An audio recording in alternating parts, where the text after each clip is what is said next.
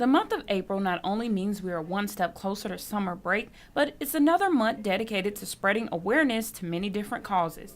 Along with stress and autism awareness, the month of April is known for National Child Abuse Prevention.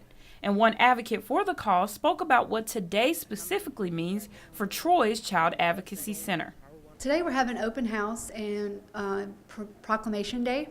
It's just a day for us to celebrate and fellowship with our community, our family, and our friends in honor of Child Abuse Awareness Day month in our community and our nation. The Pike County CAC was honored today with a proclamation saying April 16th in Troy will be recognized as Child Abuse Prevention Day. And Green talks about what this does for the center.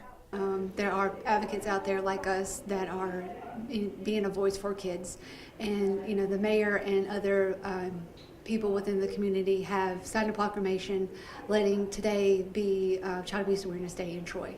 So that's why we're here having today just as a day of celebration in Troy to put up a fight against child abuse.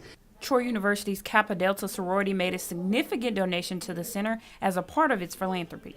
We just raised $52,000 and 80% of it stays in Troy, so $41,000 of it went to the Child Advocacy Center in Troy. I think that not a lot of people in Troy know that the resources that are available for them, and so it's important to get the name out and just so they can know what's available. For more information involving child abuse prevention, contact the Pike County CAC at 334-670-0487. Briana Jones, Troy, TrojanVision News.